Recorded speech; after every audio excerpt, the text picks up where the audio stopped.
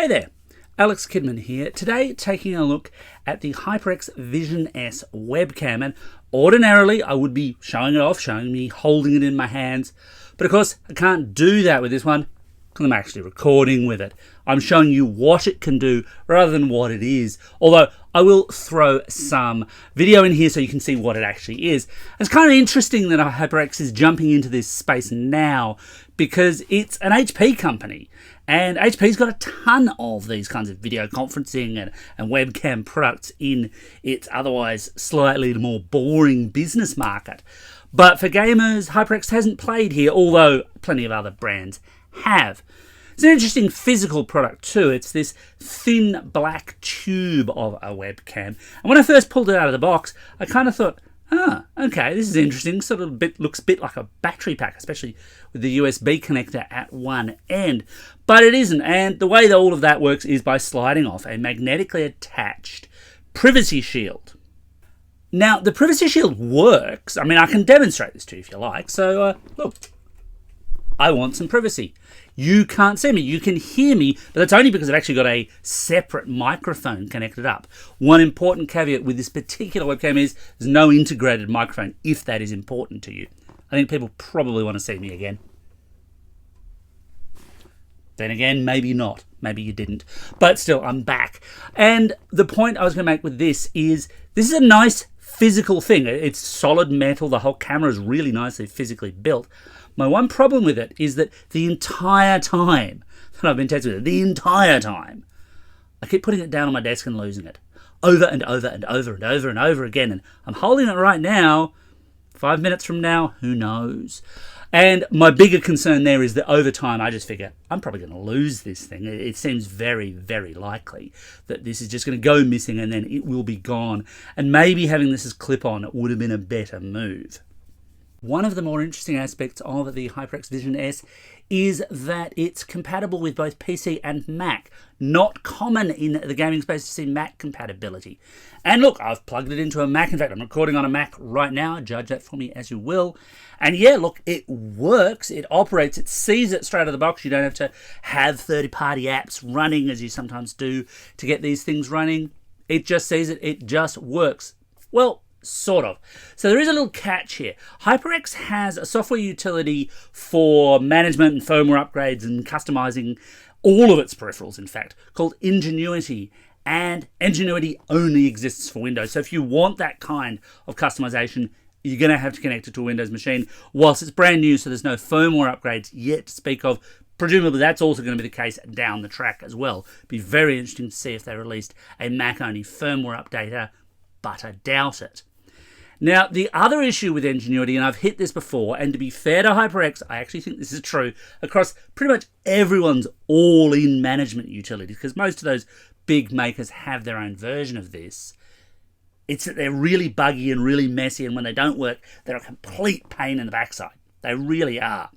So about half the time, I find Ingenuity just doesn't see that the Vision S is connected at all. To make matters worse, not only does it not see it, but then when it's running and it doesn't see it, it'll block other applications from actually using it because it's trying to see it. It's insane. And I've had to quit out of Ingenuity to get Windows to recognize it for capture purposes more often than I'd like. Basically, HyperX should build that particular application a fair bit better, but I've said that before. And I'll say that about other similar makes and models of things in this space. So many of those all-in utilities just tend to try to do too much, and they don't do it well at all. All of that out of the way, what's it actually look like? Well, you can see for yourself. To a certain extent, obviously, YouTube compression is going to betray me to a degree here. The Vision S runs off an 8-megapixel Sony Starvis sensor. And look, I can't say the word Starvis or write the word Starvis without kind of thinking of the Avengers Butler being malnourished, but maybe that's just the weird stuff that goes on in my own head.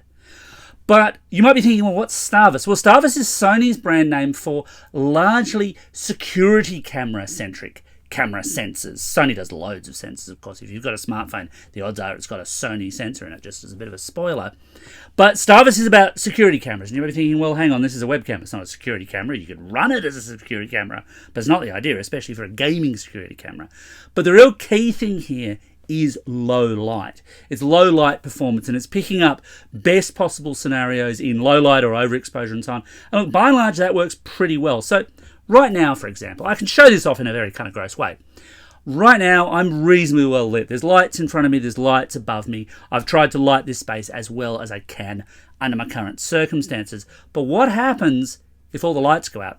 Well, let's find out. So there goes all the lights. The only lighting I've got around me at the moment is what's coming out of the monitor in front of me, and believe me, it's not that bright, and you can probably see that there's a little bit of light coming in from the curtains, but it really is quite dim in this room. And while, yeah, look, there's grain, and this is not superb video or anything, gee, it's doing a very good job with the very small amount of light that it's got. You totally could be seen, your movements and so on can be seen. It does work. And it's a testament to how well this actually manages that low light and those difficult exposure scenarios. But I think I do want the lights back on, so just excuse me for a second. Yeah, that's much, much, much better.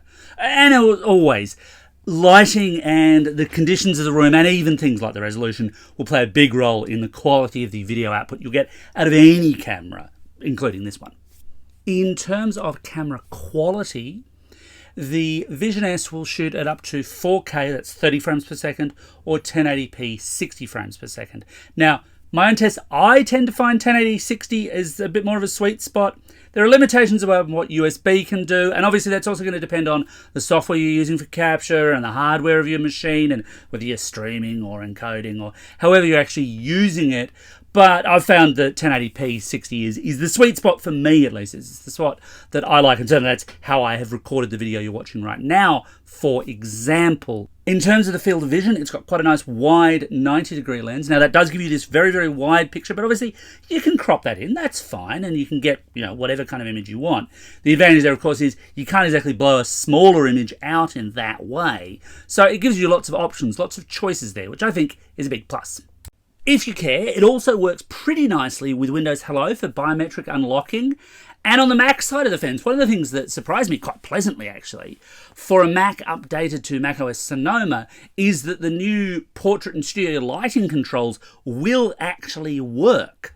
So is the HyperX Vision S worth buying? Here in Australia, the recommended retail price is $359. Now, online gaming peripheral merchants being what they are, you'll probably see a fair bit of price variance. In fact, just pre-launch, I've seen a fair bit of price variance, but you do have to bear in mind, for example, some places are listing US prices. US prices don't have sales taxes. After conversion and with GST into account, we're paying about the same. But that about the same that we're paying is still a fairly premium price. So you need to be fairly serious. You need to have a serious need of that low light capability of the 4K or the 1080 60, depending on your tastes. If that's you, then yeah, look, this is a very good, admittedly premium priced webcam that delivers the goods, has nice portability and nice overall performance. I'd say if you can afford it, go for it. But that's my opinion. What's your take? Let me know in the comments below. And as always, thanks for watching, and don't forget to like and subscribe.